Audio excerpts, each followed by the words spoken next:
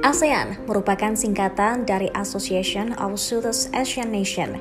Dikenal juga dengan nama Perhimpunan Bangsa-Bangsa Asia Tenggara, ASEAN merupakan organisasi geopolitik dan ekonomi di kawasan Asia Tenggara.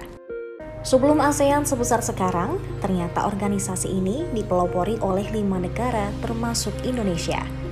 ASEAN pertama kali dipelopori oleh Indonesia, Malaysia, Filipina, Singapura, dan Thailand pada 8 Agustus 1967.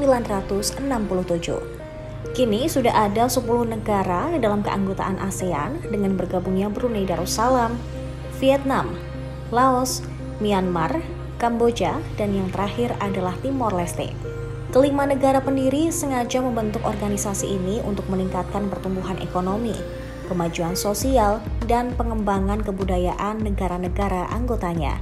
Selain itu, ASEAN juga bertujuan memajukan perdamaian dan kestabilan di tingkat regional, serta meningkatkan kesempatan untuk membahas perbedaan di antara anggotanya dengan cara yang damai. Pembentukan ASEAN yang dipelopori 5 negara ini melalui Deklarasi Bangkok pada 8 Agustus oleh masing-masing Menteri Luar Negeri.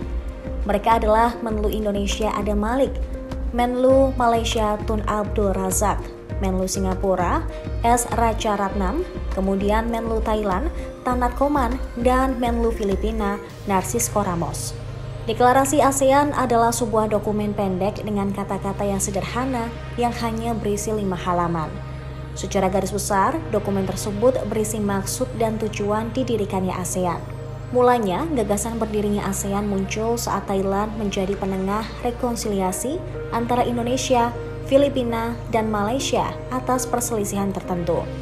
4 negara sadar bahwa saat untuk kerjasama regional telah tiba, atau masa depan kawasan akan tetap tidak pasti. Dengan niatan memperbaiki hubungan dan memperkuat kawasan, keempat negara ini juga mengajak Singapura untuk bergabung. Ada juga piagam ASEAN yang berfungsi sebagai landasan kuat dalam mencapai komunitas.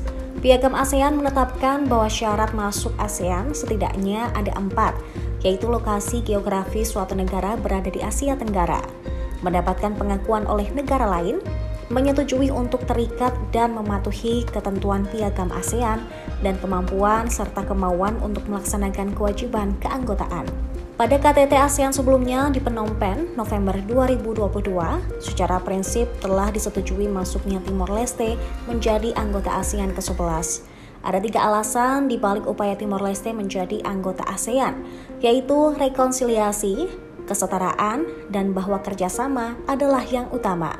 Perdana Menteri Timor Leste, Taur Matan Ruak, turut hadir dan berpartisipasi dalam konferensi tingkat tinggi ke-42 ASEAN 2023 di Labuan Bajo pada 9 hingga 11 Mei dengan status pengamat. Kehadiran tersebut istimewa karena pertama kalinya dalam sejarah dan menegaskan komitmen Indonesia dalam mendorong Timor Leste bergabung sebagai anggota ASEAN. Kehadiran Timor Leste di KTT ASEAN ke-42 tersebut sebagai tanda negara ini telah diterima secara prinsip sebagai anggota ke-11 organisasi regional itu. Ada 1 negara yang mencari status keanggotaan di ASEAN dan negara ini sekarang berstatus sebagai pengamat di organisasi, yaitu Papua Nugini. Sejak berdiri, ASEAN telah melakukan banyak kerjasama.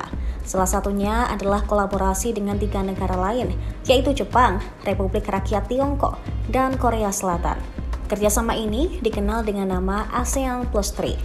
Kemudian ada pula Masyarakat Ekonomi ASEAN atau MEA, yang merupakan sistem perdagangan pasar bebas yang dilakukan oleh semua negara anggota ASEAN.